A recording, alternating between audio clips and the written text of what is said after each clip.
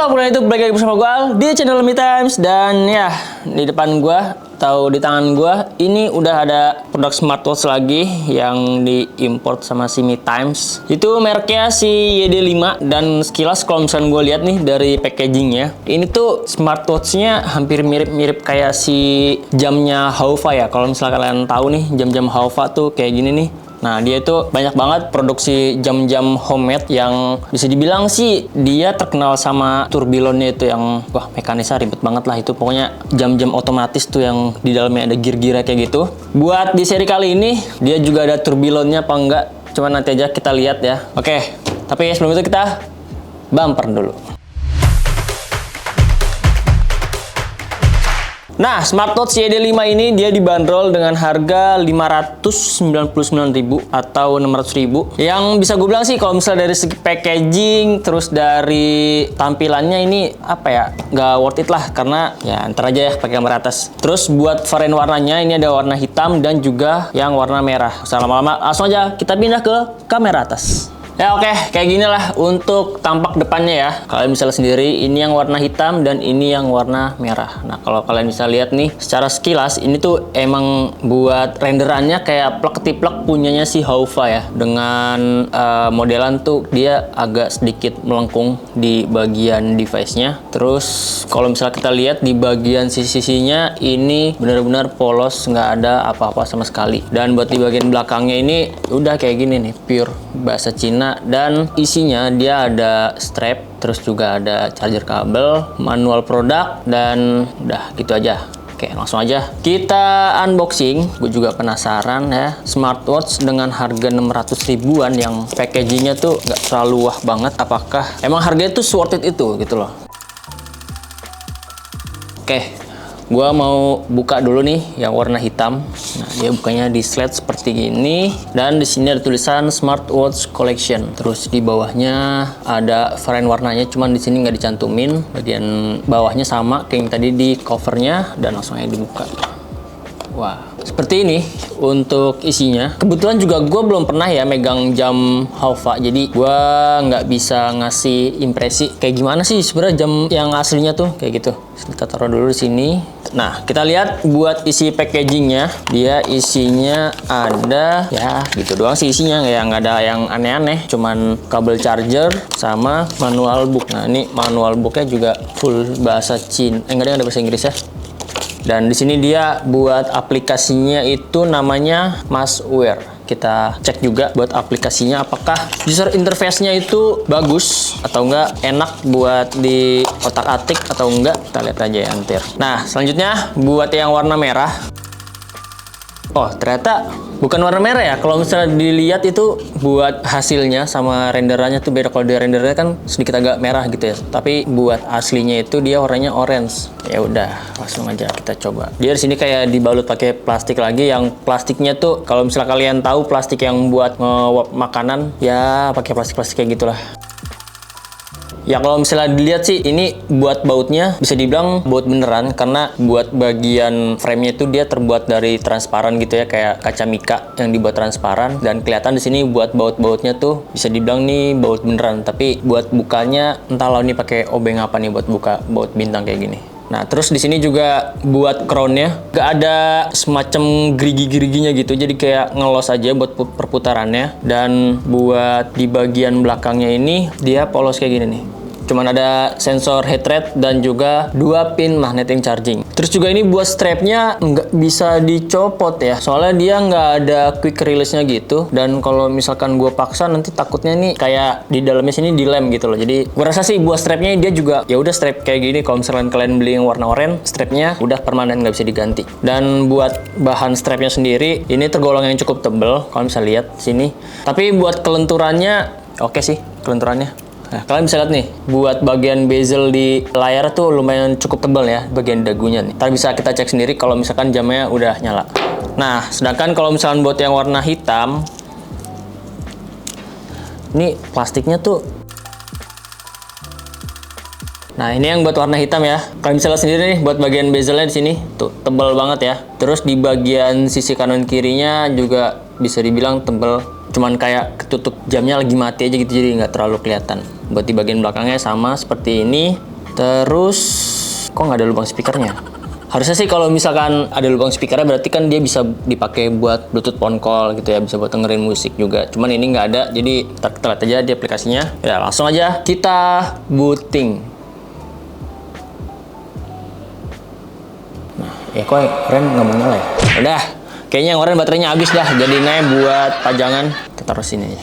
Nah, ini dia buat smartwatch-nya. Kalau misalnya dibilang dari segi responsitivitas layarnya ini cukup enak ya. Jadi kayak nggak yang terlalu licin-licin banget. Ada semacam tarikannya gitu. Terus kalau misalnya kita lihat buat watch face-nya, itu di sini dia sudah terinstall 1, 2, 3, 4, 5, 6. Ada 6 watch face yang sudah terinstall secara default ya. Dan di sini lucunya ada watch face punyanya si Apple Watch ya.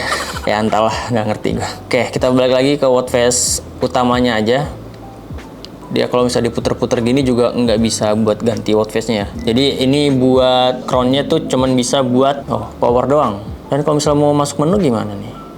Oh, masuk menunya digeser ke samping. Oke. Nah, ini buat tampilan menunya bisa dibilang lagi mirip kayak si Apple Watch ya. Dia bubble-bubble seperti ini. Yang gua rasa sih ya nggak bisa dibilang yang smooth-smooth banget lah buat animasinya. Dan kalau misalnya kita geser ke samping ini, di sini ada widget-widget yang tersedia. Ini kayak pedometer, terus juga ada heart rate, blood oksigen, cuaca, sleep monitoring. Udah habis. Nah, habisnya tuh dia nggak balik lagi tuh, aneh. Apa harus nyetin? Nah, baliknya harus pencet tombol ya gitu. Terus kalau misalnya swipe ke bawah dia buat lihat notifikasi, swipe ke atas buat masuk ke action centernya ya. Yang dimana di sini kita bisa atur nih buat style menunya. Kalau misalkan nggak mau kayak yang ala-ala Apple Watch gitu, kita bisa atur di sini buat style menunya. Misalkan yang blocklist ini.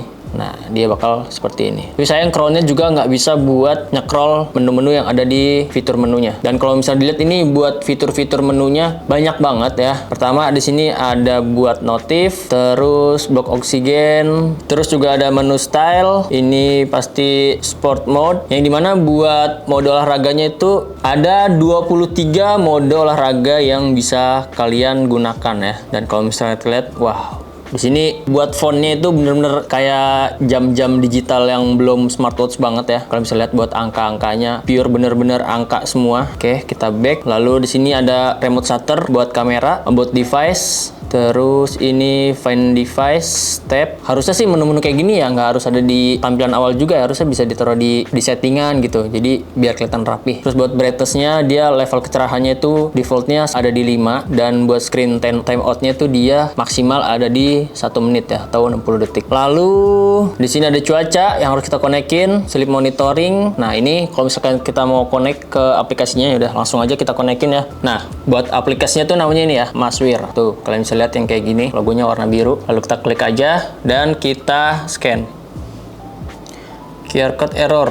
Karena nggak bisa, berarti kita pakai Bluetooth aja. Apakah bisa pakai Bluetooth? Nah, di sini kalau pakai Bluetooth langsung ada ya device-nya, YD5. Langsung aja kita klik, maka bakal minta pairing. Nah, ini udah terkoneksi ya. Kalau misalnya terkoneksi itu di bagian smartwatch sini buat logo Bluetooth-nya warnanya hijau kayak gini. Nanti dulu kita lihat buat aplikasinya, kita fokus dulu ke smartwatch-nya. Misalkan kayak tadi ya, cuaca. Nah, buat tampilan cuacanya dia kayak gini. Terus kalau misalnya kita back, di sini ada menu drink reminder. Jadi kalau misalkan kita lupa nih ya, jarang minum, jadi di sini udah bisa mengingatkan supaya kita itu nggak telat buat minum gitu. Dan di sini juga ada intervalnya ya. Intervalnya itu bisa sampai 2 menit sekali. Nah, tuh minum 2 minum sekali tuh. Kembung-kembung dah. Dan ini sanitary reminder ya. Jadi kalau misalnya kalian biasa udah kerja lama gitu, kebanyakan duduk, maka smartwatch-nya juga bisa ngingetin supaya kita berdiri sejenak seperti itu. Terus di sini ada ini buat menu reset. Ini stopwatch, heart rate, breathing exercise. Terus di sini ada kalkulator dan ini blood pressure. Terus di sini dia juga udah support sama Ally ya. Jadi buat smartwatch-nya juga ini udah mendukung NFC. Jadi kalau misalkan kalian butuh yang instan-instan gitu, nggak pengen ngeluarin kartu, tinggal tap. Kayak misalkan kalian juga di kamar atau di rumah kalian itu buat pintunya sudah menggunakan smart door lock, jadi tinggal kalian scan aja buat kartunya, kalian bin ke smartwatch-nya dan tinggal di tap gitu aja ya buat connect ya, gampang banget. Terus ada kalender, notifikasi lagi, notifikasinya ada 2. Oh, ini buat Logonya kayak WhatsApp, tapi kalau pas diklik dia masuknya ke notif-notif juga. Ada menu Facebook juga nggak tuh? Apa banget sih ini? Ya nggak usah juga gitu loh ya. Pakai satu aja nih. Dia juga ada Twitter, isinya notif. Ini apa lagi nih burungnya? Banyak amat. Oh, ini game. Ada gamenya juga ya. Ya kalau misalkan ala-ala kayak Flappy Bird gitu, cuman ini bisa dibilang burungnya burung ini, burung gereja. Beda, kalau Flappy Bird kan burungnya agak bagusan. Nah, ini burung gereja. Nah, tuh.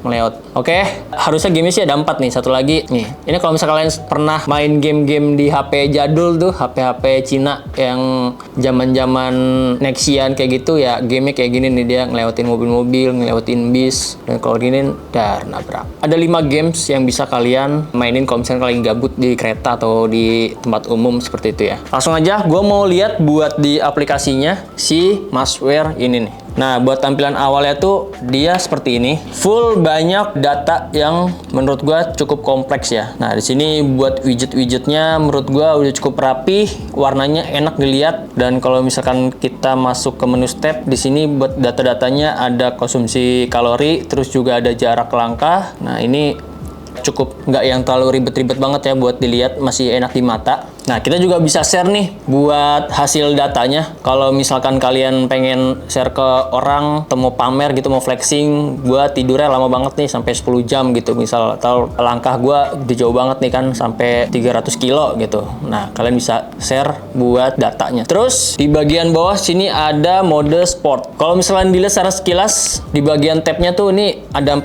tab, dan kalau misalkan kita klik go, nah seperti ini.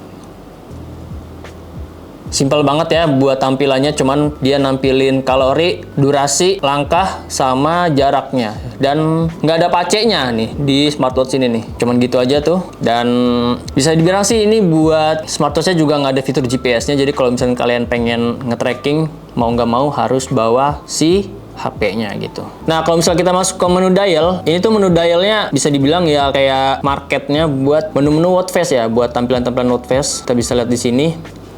Harusnya sih ini watchface-nya banyak banget. Terus juga dia tuh dikategoriin per jenisnya. Ada yang jenis klasik, dynamic, trend, pioneer, simple, vertikal, grafik, portrait, dan chronograph ya.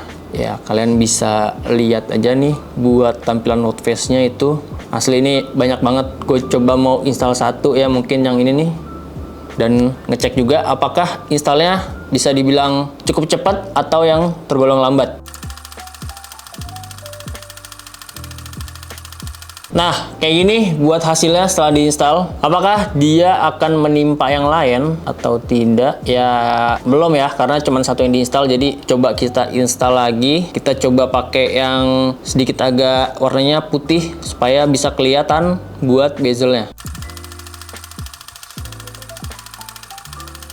Nah, kalian bisa lihat sendiri nih, buat bagian bezelnya ini tebal banget. Nah, tuh, kalau misalnya sendiri ya, buat bezelnya itu dia tebal banget. Jadi buat layarnya ukurannya tuh cuman 1,50 apa ya tadi, gue lupa. Ntar dicantumin sama editor buat ukuran layarnya. Terus balik lagi ke aplikasinya. Di sini kita juga bisa buat ngatur DIY kalau misalnya kalian pengen pakai foto yang ada di galeri kalian seperti itu. Dan ini kalau misalnya kita masuk ke menu device, di sini kita bisa atur buat format jamnya mau yang 12 jam atau 24 jam. Terus worst preference, jadi biasa pakai di tangan kanan atau kanan kiri. Biasa gue pakai tangan kiri. Dan kalau misalkan kalian bingung naruh jamnya, dia nggak berdering guys, cuman geter doang nih buat find my device-nya seperti itu. Terus dia juga udah support untuk raise to wake up ya. Jadi kalau misalkan kalian pengen lihat jam, nggak perlu mencet-mencet lagi sih crown-nya seperti itu. Terus juga tadi gue sebenarnya pengen ngetes nih buat fungsi NFC-nya, cuman karena di sini tuh nggak ada pintu yang pakai smart door lock. Terus juga males banget gue juga buat jalan keluar buat ngetes. Kalau misalkan kita tap in, kayak misalkan kalian naik bis yang udah ada teknologi pembayarannya via tap in. Terus juga payment yang udah support sama contactless ya. Dan kalau misalkan kita klik profile ya kayak gini, dia itu nggak bisa di-sharing ke aplikasi pihak ketiga kayak misalkan si Strava gitu-gitu, dia nggak bisa di-share. Nah, buat bobotnya sendiri, ini tuh smartwatch-nya ada di 58 gram. Ya, menurut gua cukup berat juga karena ya ininya nih, frame-nya lumayan cukup tebel. Terus juga mungkin dari baut-bautnya ini juga mempengaruhi untuk bobotnya. Dan kalau misalkan buat dimensinya ini agak sedikit ngelengkung, jadi kita cari ukuran yang paling panjang di sini. Nah, buat dimensinya itu dia ada di 44 mm. Buat tingginya dia ada di 50 mm. Dan kalau misalkan ketebalannya itu dia ada di 15 mm ya. Bulky banget buat si smartwatch-nya. Dan tadi gue cukup amazed banget sama si buckle-nya ini.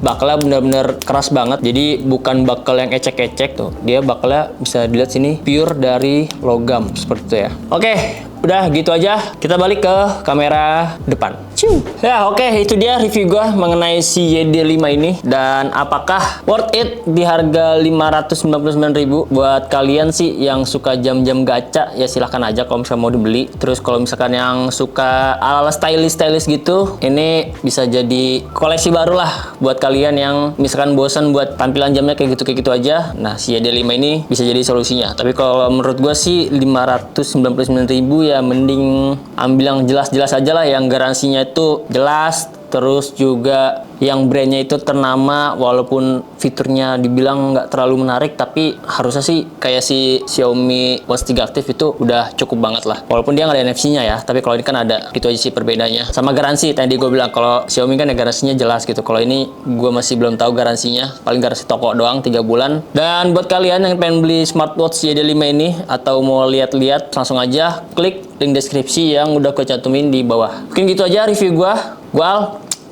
Ciao.